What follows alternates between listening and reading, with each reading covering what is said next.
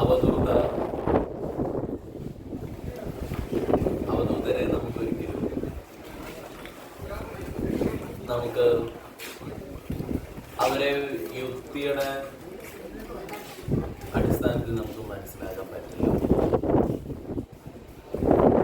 ഇപ്പം ആരാണെങ്കിലും ഒരു എൻലൈറ്റ്മെന്റിന്റെ സ്റ്റേറ്റ് എത്തുമ്പോൾ അവര് ഒരു അണ്ടർസ്റ്റാൻഡിങ്ങിലായിരിക്കും സമൂഹം ഇങ്ങനെ ആന്തരികപരമായുള്ള സൃഷ്ടിയുടെ തിരിച്ചറിവ് ഇങ്ങനെയാണെന്നുള്ളത്. എന്നാൽ ആ ഒരു ചിന്താഗതി ഇല്ലാത്തത് ഭൗതിക ലോകത്തിന്റെ ഒരു കാഴ്ചപ്പാടിനെയും ഒരു കാരണവശാലും കണക്കിലെടുക്കാത്ത അത്രയും ധീരന്മാരായിട്ടുള്ള വൈരാഗികളായിട്ടുള്ള ഉയർന്ന യോഗികളാണ് അവധൂതർ. അവരിൽ എൻ്റെ ഒപ്പമുള്ള ആള് പറഞ്ഞ് അറിയാൻ തുടങ്ങിയ ഒരാളാണ് മായമ്മ. ഇന്ന് മായമ്മ താമസിച്ച കന്യാകുമാരിയില് അവിടെ ഇരുന്നുകൊണ്ടാണ് ഈ വീഡിയോ ചെയ്യുന്നത്. രമണ മഹർഷിയുടെ അവധൂതനായിരുന്നു, റാം സുരത് കുമാർ ഒരു അവധൂതനായിരുന്നു. കുറെ അവധൂതരുടെ സ്പന്ദനം അറിയുമ്പോൾ തിരുവണ്ണാമല ധാരാളം അവധൂതരിൽ ജീവിച്ചിട്ട് പോകുന്നുണ്ട്.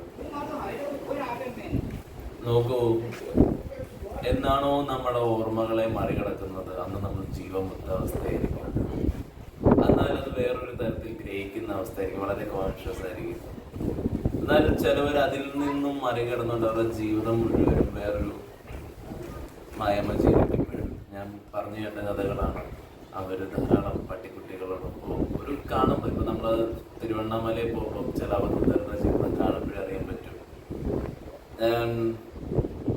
ഒരു തൊപ്പിയമ്മ എന്ന് പറയുന്നവരെ കാണുമ്പോൾ ഞാൻ രമണാശ്രമത്തിൽ പോകുന്ന സമയം 7 മണിയാണ്. അവരെ ഞാൻ ഓരോ പ്രാവശ്യം പോയിട്ട് ഞാൻ താമസിക്കുന്ന സ്ഥലത്തോട്ട് പോയിട്ട് വരുമ്പോഴും ആ ഒരു മലയെ മാത്രം നോക്കി അരുണാചലത്തിൽ ഇരിക്കുന്നുണ്ട്. ഏകദേശം ഒരു 10, 12, 13 മണിക്കൂർ നേരമാണ് അവിടെ തൊപ്പിയമ്മ ഇങ്ങനെ ഇരിക്കുന്നത്, മുട്ടയിലിരിക്കുന്നു, വെറുതെ ഇരിക്കുകയാണ്.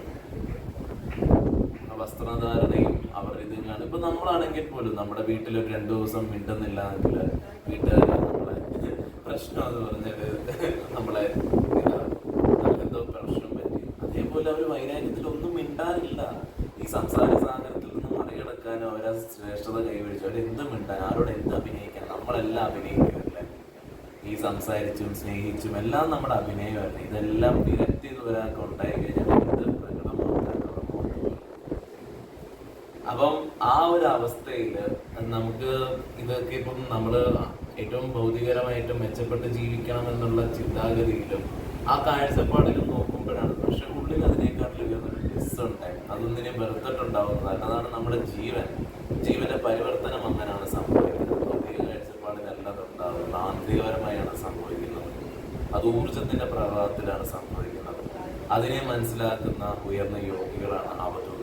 മായമ്മയെ സ്മരിച്ചുകൊണ്ട് പ്രണാമം അർപ്പിച്ചുകൊണ്ട് നമസ്കാരം.